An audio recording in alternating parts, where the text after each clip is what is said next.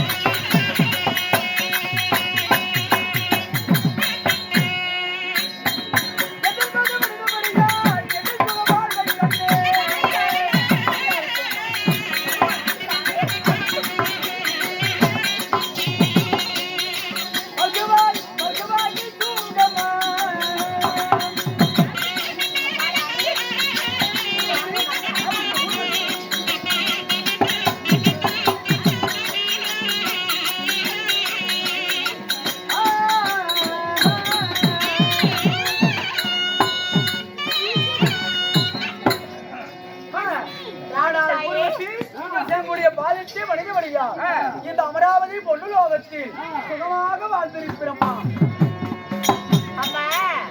வாழ்ந்திருந்தால் வையகத்தில் கோடான கோடிகள் வாழ்ந்திருந்தாலும் கோடி நன்று. நான் வந்த உடனே மன்னர் பாதத்தை படிச்சுட்டேன். இருந்தாலும் ஒரு வார்த்தை உங்களை என்ன கேட்கிற? என்ன தயக்கம்? வேண்டாமா? மகாராஜா இடத்துல மகாராணி கேட்கிற என்ன தயக்கம்? குடு வசனத்தை வெளியே எடுத்து விட ஆகட்டும்.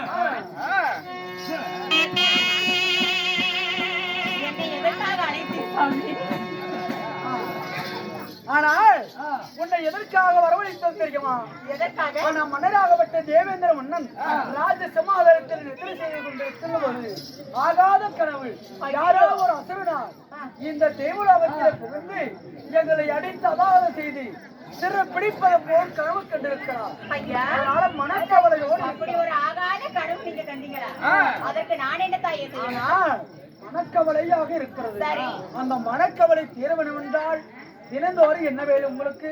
என்ன வேலை? நடனம் ஆடுவது, நாட்டியம் ஆடுவது எமது வேலை. அதனால இன்றைய தினம் மன்னர் இடத்துல நடின முடிய வேணும். அப்படியே? ஆமா. தாங்கள் வார்த்தையே எமது சித்தமாக.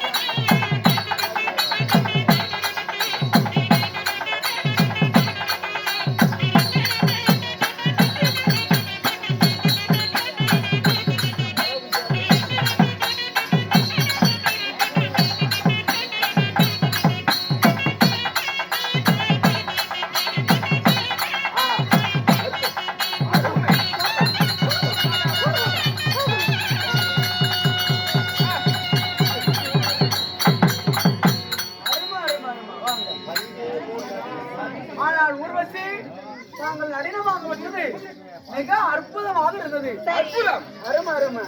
அதனால இதோ மன்னருக்கு மனக்கவலை என்று ஏற்பட்டால் அச்சனமே வர வேண்டும். ஆகட்டும் தாயே. போலாமா? போலாம் வாங்க. வாங்க.